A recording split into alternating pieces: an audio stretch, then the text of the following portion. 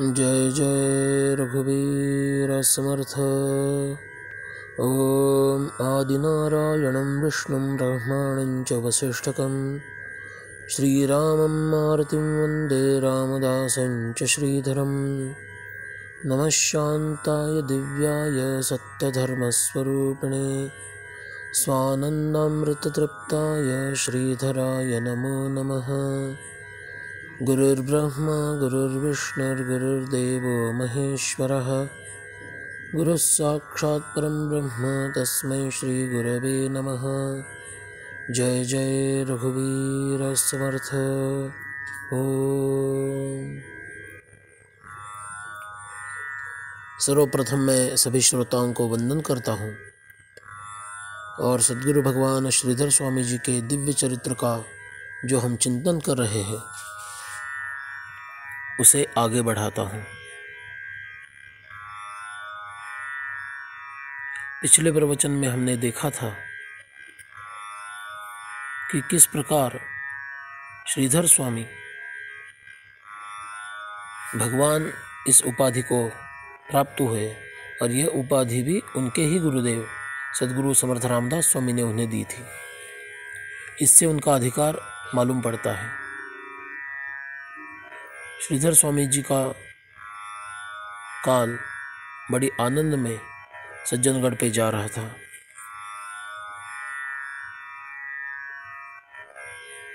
नारायण महाराज ऐरणीकर नाम के एक साधु, इन्होंने याण क्षेत्र में भजन सप्ताह रखा था, किंतु यह स्थान बड़ा दुर्गम था, इसलिए लोग वहां जाने के लिए हिचकिचा रहे थे। तो इन्होंने श्रीधर स्वामी आने वाले हैं ऐसा कह दिया। लोगों में बड़ा उत्साह आ गया। 2 लोगों को भेजकर सज्जनगढ़ पे श्रीधर स्वामी जी को उस कार्यक्रम के लिए लाने के लिए उन्होंने भेजा, किंतु श्रीधर स्वामी उस समय श्रावण मास में अधिक श्रावण मास था। उसमें वे स्वयं दिन में 10 या 12 घंटे तक वीणा हाथ में लेकर नामस्मरण या भजन करते थे। फिर भी नारायण स्वामी ने पुनः एक बार लोगों को भेजकर उन्हें प्रार्थना की कि आप अवश्य आइए, अन्यथा हमारा नाम खराब हो जाएगा। समर्थ रामदास स्वामी जी की अनुज्ञा लेकर श्रीधर स्वामी कुछ रामदासी लोगों के साथ शिरसी की दिशा में आगे बढ़ गए। श्रीधर स्वामी आ रहे हैं ये वार्ता समझने के बाद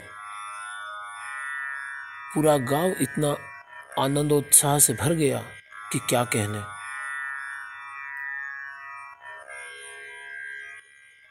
हर एक घर के सामने रंगोली, पूरा रास्ता फूलों से सजा हुआ। हर एक घर में झंडा और चिन्ह। और जब श्रीधर स्वामी आ गए तो उनका बहुत बड़ा जुलूस निकाला गया।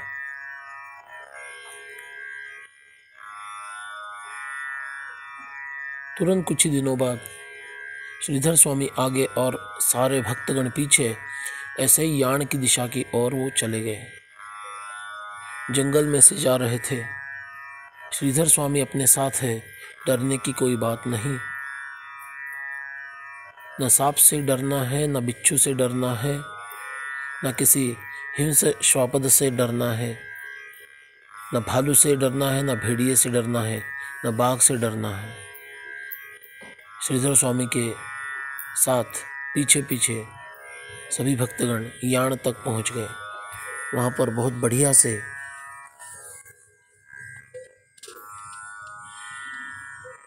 भजन सप्ताह संपन्न हुआ, बहुत बड़ा अन्नदान हुआ। और श्रीधर स्वामी अब कर्नाटक में आ चुके हैं, ये बात शिगेहळ्ळि मठ में पता चलने के कारण वहाँ के भक्तगण स्वामी को शिगेहळ्ळी मठ ले जाने के लिए आ गए। दत्ता बुआ और आगाशे बुआ इन दो रामदासी जनों को साथ में लेकर श्रीधर स्वामी परमानंद मठ शिगेहळ्ळी में पहुंच गए। अब शिवानंद स्वामी नहीं थे। उनकी समाधि स्थान पर उन्होंने वंदन किया। मठ को बड़ा कर्जा हुआ था। बाकी की भी कुछ दुविधाएं थी। भले श्रीधर स्वामी को सज्जनगढ़ वापस जाना था, किंतु इन बातों के कारण उन्हें वहां रुकना पड़ा। श्रीधर स्वामी आ जाने के कारण शिगेहळ्ळी गांव में भी बहुत बड़ा उत्साह था और सैकड़ों भक्तगण श्रीधर स्वामी के दर्शन के लिए आने लगे और धीरे धीरे धीरे धीरे वहाँ पर अन्नदान, धनदान, इसके कारण मठ की व्यवस्था सुधर गई।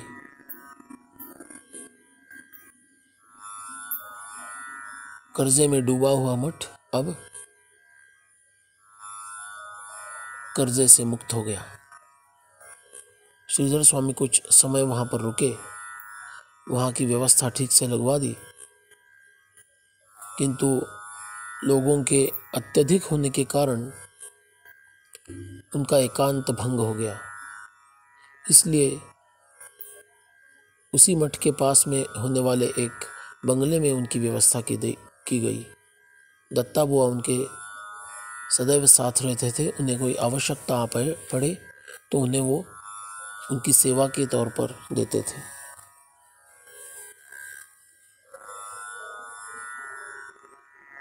ऐसे कुछ दिन बीत गए।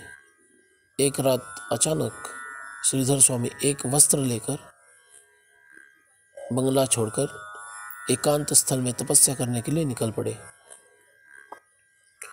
उन्हें पता चला कि यदि मैं दिवस काल में कहीं से जाऊंगा तो पहचाना जाऊंगा, इसलिए मुझे चलना है तो रात में ही चलना है और पूरा दिन मुझे जंगल में एकांत में बिताना है। और उन्होंने वैसा ही किया।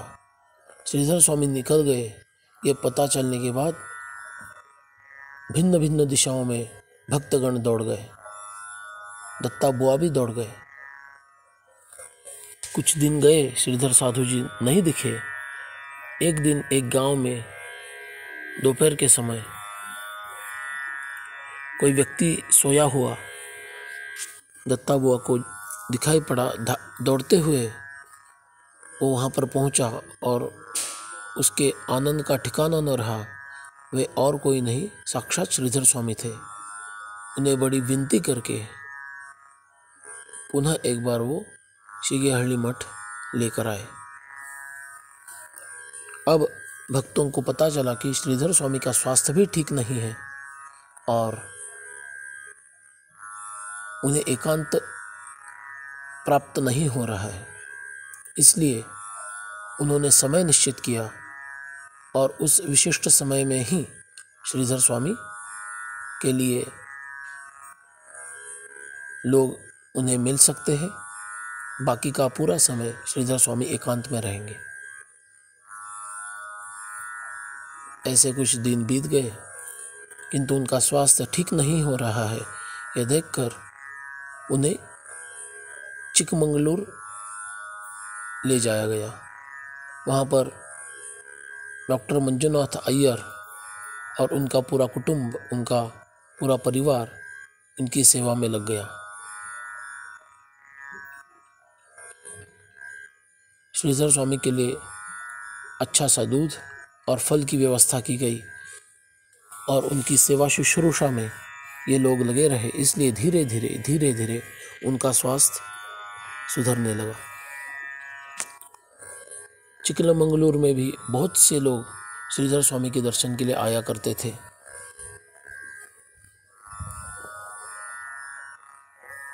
राम राया नाम की एक छोटी सी कन्या रोते रोते श्रीधर स्वामी के पास आ गई और बोली कि मेरी माँ की स्थिति बड़ी बिकट है, डॉक्टर ने कहा है कि अब केवल भगवान ही उसे बचा सकते हैं, इसलिए मैं आपके पास आई हूँ, मेरी माँ को बचाओ। श्रीधर स्वामी जी ने उस कन्या को एक फल अभिमंत्रित करके दिया और कहा, ये फल अपनी माँ को खिलाओ, वह ठीक हो जाएगी। बड़े आनंद से वो कन्या अपने घर गई और माँ को वो अभिमंत्रित फल खिलाया और कुछ ही क्षणों में जिसकी आशा, जीवन की आशा छोड़ दी, डॉक्टर ने छोड़ दी थी, वह उठ खड़ी हुई। यह बात पूरे गांव में फैल गई और अधिक संख्या में लोग श्रीधर स्वामी के दर्शन के लिए उमड़ पड़े। अब श्रीधर स्वामी का स्वास्थ्य भी धीरे धीरे बहुत सा सुधर चुका था, इसलिए श्रीधर स्वामी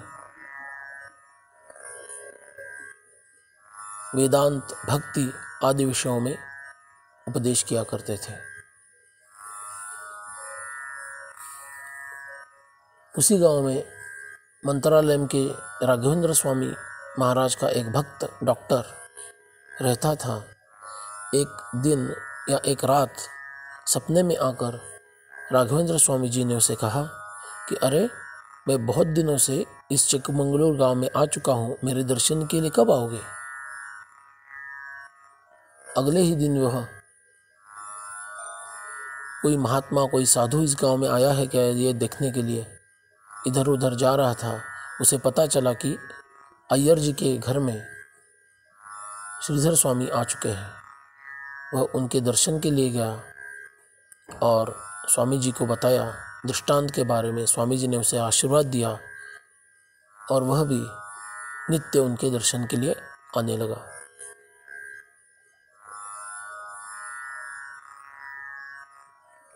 एक दिन संध्या काल की आरती समाप्त होने के बाद श्रीधर स्वामी ने अय्यर जी से कहा कि आज महाप्रसाद करिए। सैकड़ों लोग वहाँ पर थे और रात्रि का भोजन तो बहुत कम बनाया था, केवल घर के लोगों के लिए बनाया था। तो वे सोचने लगे कि अब क्या किया जाए। श्रीधर स्वामी को यह बात पता चली तो उन्होंने उस पकाए हुए अन्न को ढकने के लिए कहा, उसके ऊपर अपना उत्तरीय डाल दिया और उस पर पवित्र जल प्रोक्षण किया और ध्यान के लिए बैठ गए। और देखते देखते सैकड़ों लोग भोजन करके चले भी गए। अब घर के लोग भोजन करेंगे। स्वामी को भिक्षा दी गई और देखा गया कि सबका भोजन होने के बाद भी पहले जितना भोजन बनाया था उतना ही शेष है। यह बात भी पूरे गांव में फैल गई और अधिक संख्या में लोग श्रीधर स्वामी के दर्शन के लिए आने लगे। उनके चमत्कार से, उनके प्रभाव से प्रभावित हो गए। श्रीधर स्वामी जी ने लोगों को ये बताया कि घर की महिला यदि पूजा पाठ में लग जाए तो वह घर बहुत बड़ा भाग्यशाली घर है, क्योंकि स्वभावतः महिलाओं में भक्ति भाव अधिक रहता है। इसलिए भक्ति भाव भावित महिला यदि घर में हो तो उस कुल का उद्धार होना निश्चित है।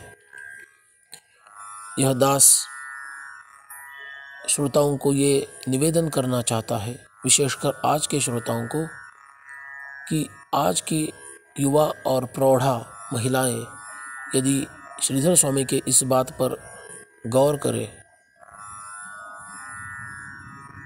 तो आज के समय में भी, इस आधुनिकता के समय में भी धर्म और अध्यात्म का बहुत बड़ा कार्य हो सकता है।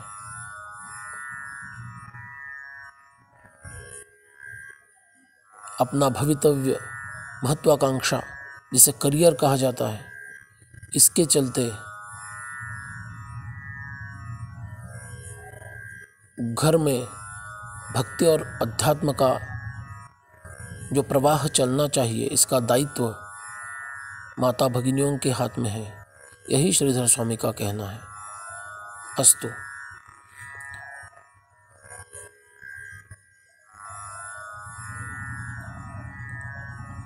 इसके आगे क्या क्या घटनाएं श्रीधर स्वामी जी के चरित्र में घटी, यह हम अगले प्रवचन में देखेंगे। आज यहीं पर विश्राम करते हैं। मैं मेरे वाणी को विराम देता हूँ और सभी श्रोताओं को वंदन करता हूँ। जय जय रघुवीर समर्थ।